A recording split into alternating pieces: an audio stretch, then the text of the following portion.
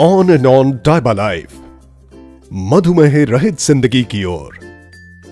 Diabetes के क्षेत्र में एक आविष्कार। आइए इस डायबिटीज को संक्षेप में जान लेते हैं। डायबिटीज मेलाइटिस या मधुमेह एक चयापचयी विकार है जो इंसुलिन स्राव की गड़बड़ी या इंसुलिन प्रक्रिया में गड़बड़ी या फिर दोनों ही वजहों से होता है। डायबिटीज पैनक्रियाज का विकार है। पैनक्रियाज इंसुलिन नामक एक पदार्थ को खून के अंदर रिलीज करता है, जिससे शरीर को ग्रहण किए गए खाद्य पदार्थों में से शर्करा व कार्बोहाइड्रेट्स को ग्रहण करने में मदद मिलती है। डायबिटीज कोई बीमारी नहीं है, बल्कि एक चयापचयी विकार है। किसी व्यक्ति को जब डायबिटीज होता है, तब या तो उसके पैनक्रियाज इंसुलिन बनाते ही नहीं हैं, या फिर अपर्याप्त मात्रा में इंसुलिन बनाते हैं, या फिर इंसुलिन बनता तो है परंतु ठीक तरीके से अपना काम नहीं कर पाता। डायबिटीज से होने वाली कई गंभीर परेशानियां हैं, जैसे हृदय रोग, पैरों में संक्रमण, लैंगिक समस्याएं, अल्जाइमर रोग, स्ट्रोक, मसूड़ों के रोग, सुनने में दिक्कत, स्नायु रोग, घाव का देर से भरना, दृष्टि दोष, किडनी व ब्लैडर फेलियर और गर्भावस्था की पेचीदगी इत्यादि।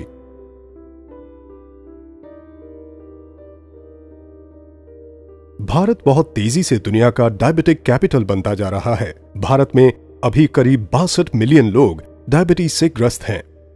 2030 तक ये संख्या 100 मिलियन से भी अधिक हो जाएगी। करीब 35% आबादी को यह पता ही नहीं है कि उन्हें डायबिटीज है।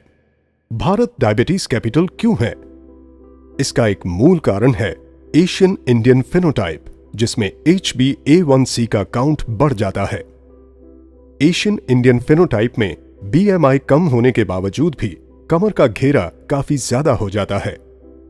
पेट का मोटापा, न्यूनतर एडिपोनेक्टिन, उच्च C रिएक्टिव प्रोटीन स्तर इत्यादि की वजह से भारतीयों में इंसुलिन प्रतिरोध बढ़ जाता है।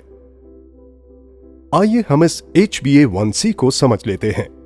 जब आप अपने शुगर की जांच कराते हैं, जो उस जांच के वक्त का ही होता है, जबकि HbA1c के जांच में आपको 2-3 महीने के औसत स्तर का पता चलता है। इसे ग्लाइकेटेड हीमोग्लोबिन या A1c भी कहा जाता है।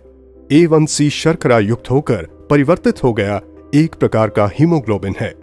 जब शरीर शर्करा को प्रोसेस करता है, तब रक्त प्रवाह में मौजूद शर्करा स्वाभाविक रूप से लाल रक्त कण के एक प्रोटीन के साथ जुड़ जाता है। लाल रक्त कण की उम्र करीब 8 से 12 हफ्तों की होती है। इसीलिए HbA1c का मापन इस अवधि के औसत शुगर लेवल को दर्शाता है। बिना डायबिटीज वाले किसी व्यक्ति में ब्लड शुगर लेवल सामान्यतः एक जैसा रहता है, अर्थात खून में मौजूद प्रोटीन में ज्यादा ग्लूकोज संलग्न नहीं होते। HbA1c लेवल अपेक्षाकृत रूप से कम होता है, क्योंकि वे ग्लूकोज को रक्त से बाहर करने में सक्षम होते हैं। लेकिन डायबिटीज ग्रस्त लोगों में शरीर शर्करा को रक्त से बाहर करने में सक्षम नहीं होता है और परिणाम स्वरूप ग्लूकोज खून में ही रह जाता है। जैसे जैसे ब्लड ग्लूकोज का स्तर बढ़ता है, वैसे वैसे लाल रक्त कण में और ज्यादा ग्लूकोज जुड़ते जाते हैं तथा HbA1c का स्तर बढ़ जाता है, जिससे डायबिटीज संबंधी तकलीफ बढ़ने का खतरा होता है।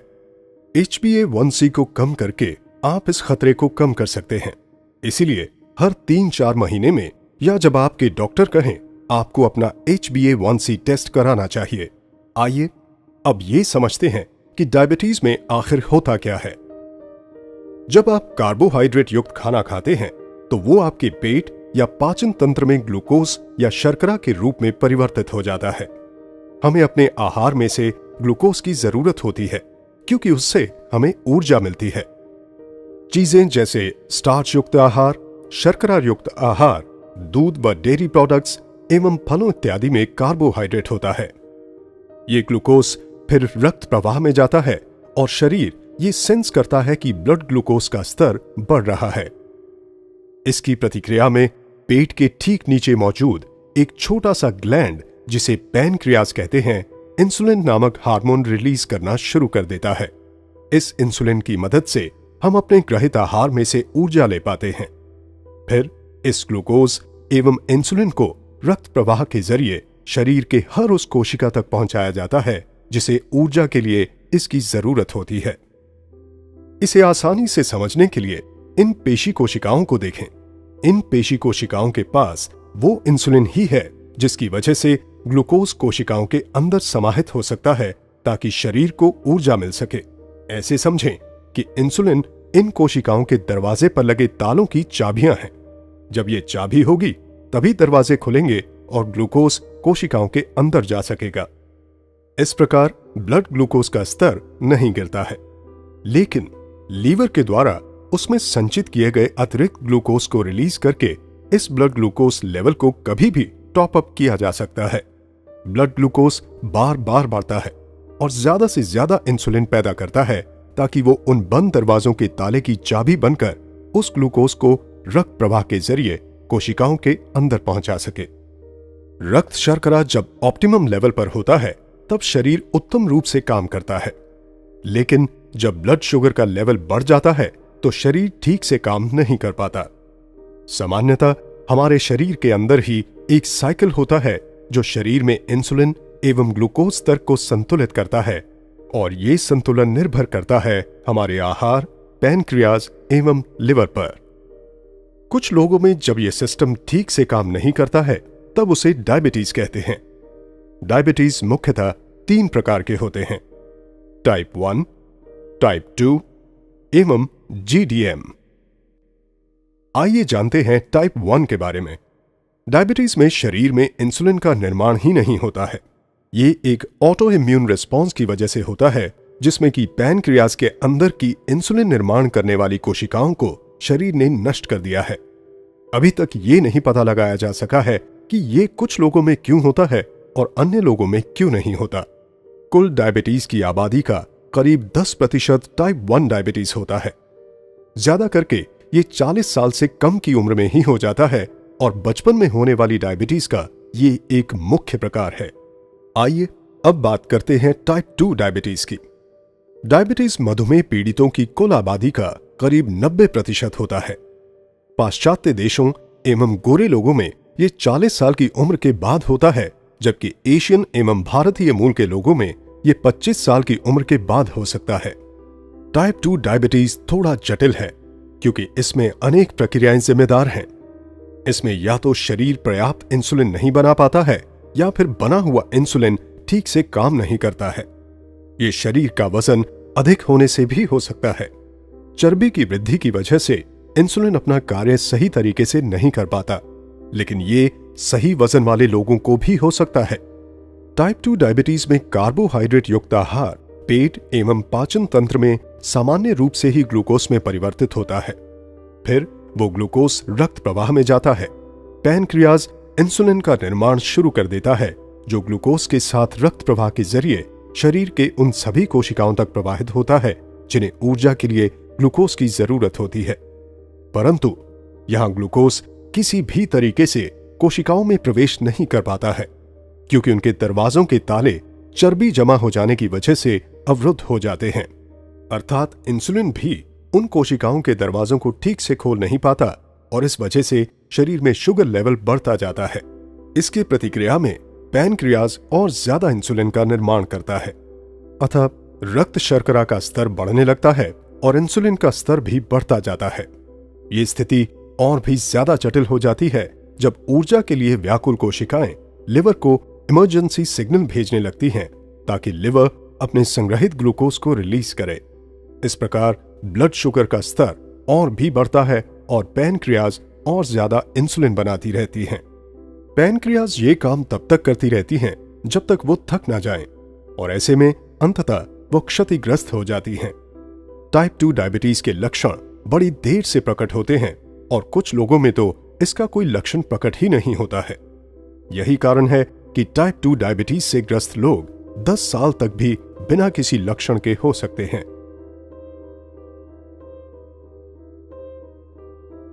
और अब हम बात करेंगे GDM डायबिटीज की। जेस्टेशनल डायबिटीज मधुमेह रहित किसी भी महिला को होने वाली एक अस्थायी परिस्थिति है। जिसमें शुगर लेवल ज्यादा होता है। हालांकि इसका ठीक ठीक कोई कारण तो ज्ञात नहीं है, लेकिन ये गर्भनाल के हार्मोन में वृद्धि होने के कारण मां और बच्चे को होता है। डायबिटीज से पीड़ित लोगों में ग्लूकोज उनके शरीर की कोशिकाओं में प्रवेश ही नहीं कर पाता, अतः ब्लड ग्लूकोज का स्तर बढ़ता ही जाता है।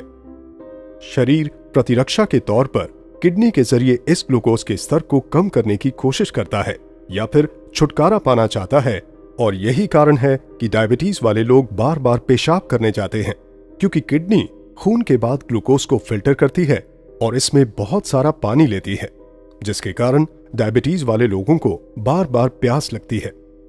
उनके पेशाब में बहुत सारा ग्लूकोज होता है, जिससे बैक्टीरिया को पनपने के लिए अनुकूल परिवेश मिलता है। इसीलिए अक्सर ऐसे में योनि संक्रमण व खुजलाहट होती है। इसी प्रकार रक्त में भी ग्लूकोज की मात्रा काफी अधिक होती है, जिसकी वजह से ताजे जख्मों पर सामान्य से ज्यादा बैक्टीरिया पैदा होते हैं और जख्म भरने में देरी होती है। ग्लूकोज आंखों के आगे लेंस में भी जमा हो सकता है, जिससे लेंस के अंदर का तरल धूमिल हो जाता है। इसकी वजह से डायबिटीज ग्रस्त कुछ लोगों को धुंधला दिखाई देता है, क्योंकि ग्लूकोज शरीर की कोशिकाओं में पहुंच ही नहीं पाता, जिससे कि शरीर को ऊर्जा नहीं मिल पाती है और परिणाम स्वरूप डायबिटीज वाले लोगों को ज्यादा थकान महसूस होती है और वो अपने दैनिक कार्यों को करने में भी असमर्थ महसूस करते हैं। लेकिन वहीं दूसरी ओर शरीर को काम करने के लिए ऊर्जा की निरंतर जरूरत होती है।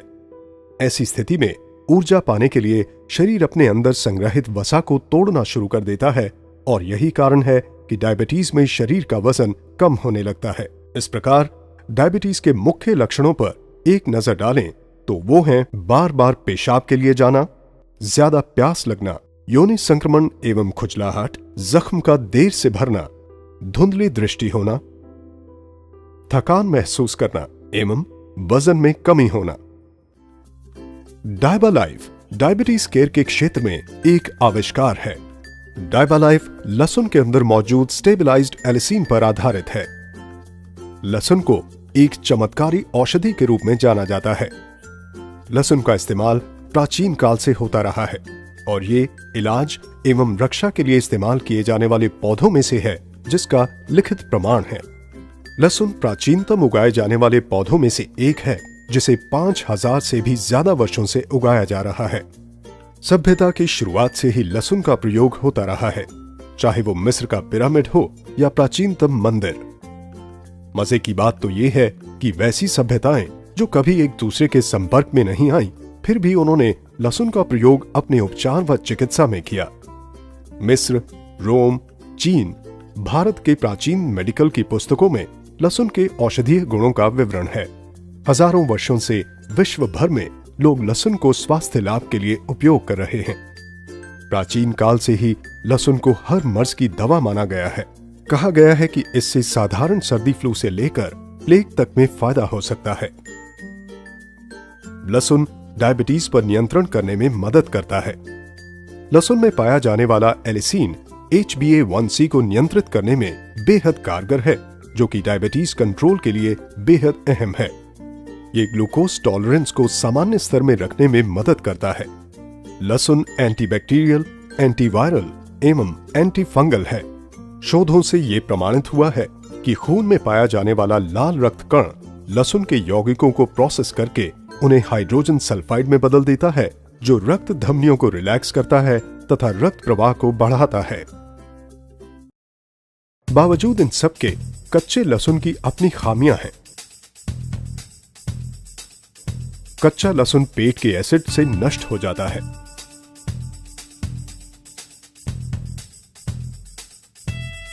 ये आंतों के एपिथेलियल कोशिकाओं द्वारा अपघटित हो जाता है।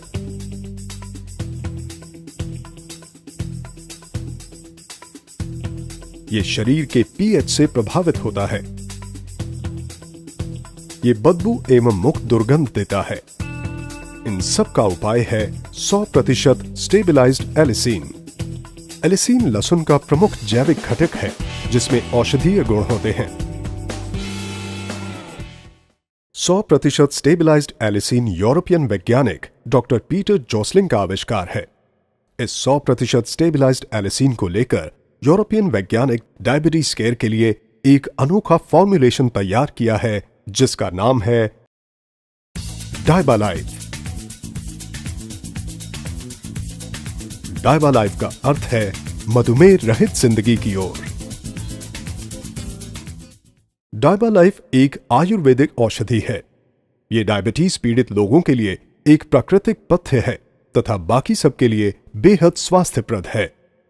एक छोटा सा 210 मिलीग्राम का कैप्सूल कच्चे लहसुन की 36 कलियों को खाने के बराबर है। डायबालाइफ अनुसंधान पर आधारित तथा जबरदस्त हर्बल घटकों से बना है। ये 5 बेहतरीन घटकों से बना है। 100% स्टेबलाइज्ड एलिसिन, करेला या बिटरगार्ड, दालचीनी या सिनेमन, अल्फा लिपोइक एसिड एवं क्रोमियम पिकोलिनेट। डायबालाइफ की विशेषताएं या यूएसपी। डायबालाइफ डायबिटीज केयर के क्षेत्र में एक आविष्कार है। भारत में पहली बार अनुसंधान आधारित एवं चमत्कारी प्रोडक्ट 100% स्टेबलाइज्ड एलिसिन से बना, 100% शुद्ध शाकाहारी कैप्सूल में बना, यूके ग्रास प्रमाणित घटकों से बना, नॉन जीएमओ घटकों से बना, पेटेंटेड फॉर्मूला, यूके जीएमपी अनुमोदित गुणी घटकों से बना, EJNR द्वारा सत्यापित घटक, MHRA द्वारा अनुमोदित घटकों से बना, डॉक्यूमेंटेड क्लिनिकल ट्रायल। मार्केट में इकलौता प्रोडक्ट, कोई कंपटीशन नहीं। विश्व के कई अन्य देशों में मौजूद।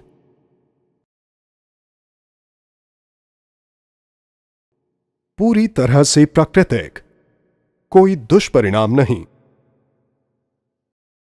डायबालाइफ डायबिटीज के लिए खास तौर पर बनाया गया हमारा पहला फॉर्मूला है। इसके अंदर अनेक घटक हैं, लेकिन एलिसिन स्पष्टतः मुख्य घटक है जो टाइप 1 एवं टाइप 2 डायबिटीज में बेहद प्रभावी है। HbA1c को नियंत्रित करने में एलिसिन बेहद कारगर है। HbA1c हीमोग्लोबिन के साथ जोड़ने वाले ग्लूकोज का मापन है जो डायबिटीज कंट्रोल के लिए बिल्कुल अहम है। डायबालाइफ में मौजूद दूसरे अन्य घटक भी बेहद फायदेमंद हैं जो शरीर में इंसुलिन प्रतिरोध को कम करने में मदद करते हैं तथा ग्लूकोज टॉलरेंस की सामान्य स्थिति को सुनिश्चित करते हैं। डायबालाइफ का उद्देश्य प्री डायबिटिक लोगों को डायबिटीज से बचाना है। डायबालाइफ पाचन प्रक्रिया में से ज्यादा न्यूट्रिएंट व विटामिन अवशोषित कराता है तथा इंसुलिन प्रतिरोध को कम करता है जिससे कि प्री डायबिटिक स्थिति में कमी आती है। डायबालाइफ सबके लिए फायदेमंद है। डायबालाइफ ब्लड शुगर के लेवल को कम करने में मदद करता है। डायबालाइफ कोलेस्ट्रॉल को नियंत्रित करने में मदद करता है। डायबालाइफ इम्यूनिटी या प्रतिरक्षा को बढ़ाता है। डायबालाइफ ब्लड प्रेशर को नियंत्रित करने में भी मदद करता है। डायबालाइफ का R&D एवं प्रोसेसिंग अत्याधुनिक तकनीकी युक्त संयंत्रों में किया गया है।